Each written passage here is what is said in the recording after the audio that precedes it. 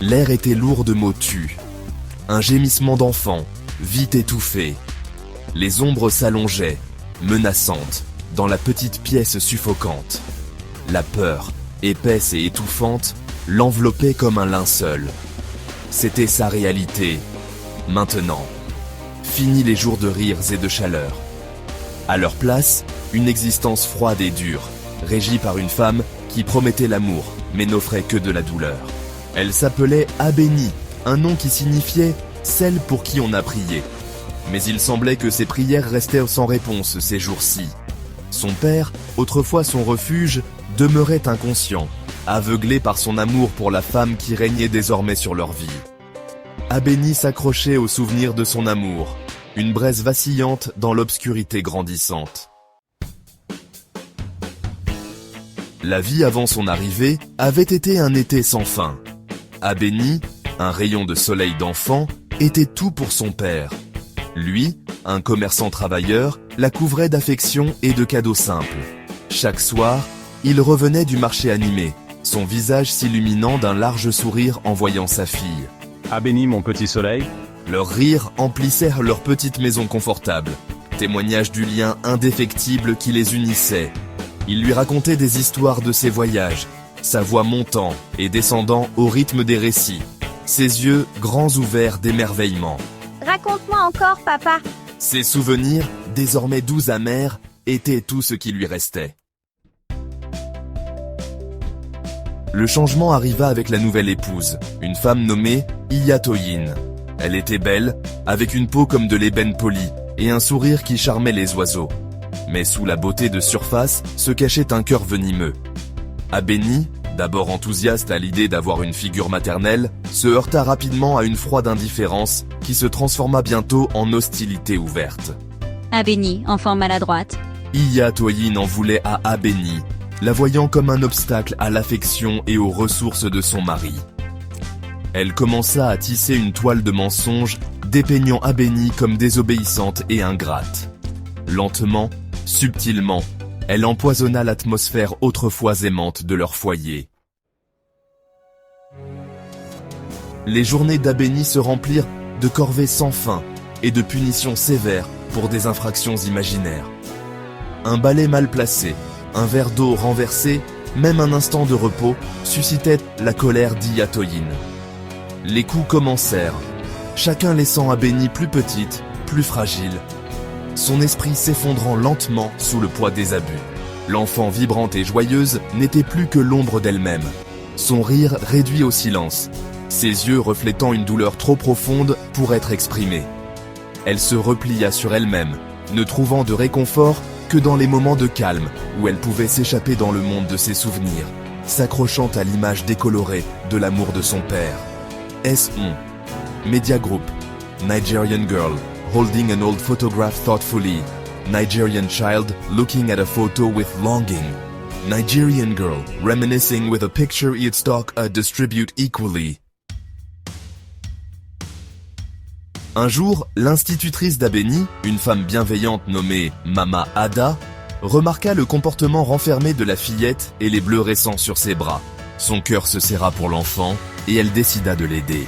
Elle commença à prêter davantage attention à Abénie, lui offrant de la nourriture supplémentaire et des mots d'encouragement.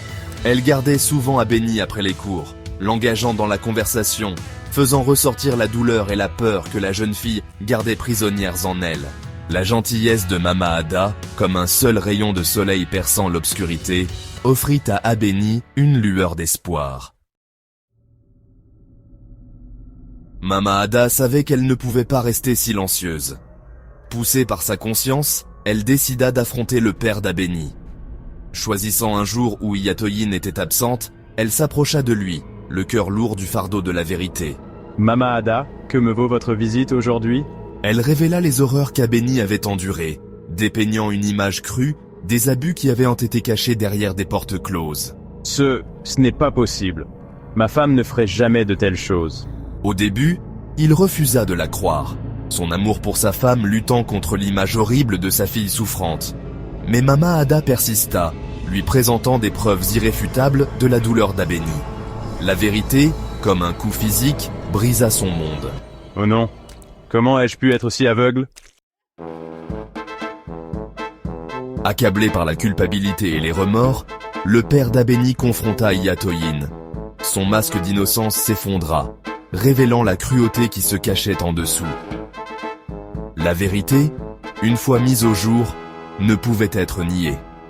Les conséquences furent rapides. Comment as-tu pu faire ça à Abeni? Tu répondras de tes actes devant la justice? Iyatoyin fut tenu responsable de ses actes, faisant face à toute la rigueur de la loi. Le père d'Abeni, rongé par le remords pour son aveuglement, jura de consacrer sa vie à se racheter auprès de sa fille. Abeni, je suis tellement désolé. Je te promets que je passerai le reste de ma vie à réparer cela. Il la couvrit d'amour et d'attention, recherchant une aide professionnelle pour guérir les blessures profondes. Merci, papa. Je t'aime. Le chemin du retour de l'abîme des abus fut long et ardu. Les cicatrices, physiques et émotionnelles, demeuraient. Pourtant, chaque jour qui passait, Abeni devenait plus forte, son esprit commençant lentement à s'épanouir à nouveau. Tu es si courageuse, Abeni. Je suis fier de toi chaque jour. L'amour de son père, le soutien indéfectible de Mama Ada et les séances de thérapie ont lentement rongé l'obscurité, permettant à la lumière de revenir dans sa vie. Je me sens heureuse à nouveau. C'est comme si je me retrouvais. Elle redécouvrit son rire, hésitant au début, puis de plus en plus fort, plus fréquent, résonnant d'une force nouvelle. Elle apprit à faire à nouveau confiance, à aimer, à espérer. La douleur ne disparut jamais complètement, mais elle ne la définissait plus. Je peux le faire. Je peux être heureuse à nouveau. L'histoire d'Abeni n'est pas unique. C'est un rappel brutal que la maltraitance des enfants prospère dans le silence. C'est un appel à l'action pour chacun d'entre nous, pour être vigilant, pour être la voix de ceux qui sont réduits au silence par la peur. Si vous soupçonnez qu'un enfant est maltraité, n'hésitez pas à agir. Signalez-le. Votre intervention pourrait être le tournant dans la vie d'un enfant, la différence entre le désespoir et l'espoir. Rappelez-vous, chaque enfant mérite de grandir dans un environnement sûr et aimant. Travaillons ensemble pour que plus aucun enfant ne souffre en silence. Brisez le silence. Soyez la lumière.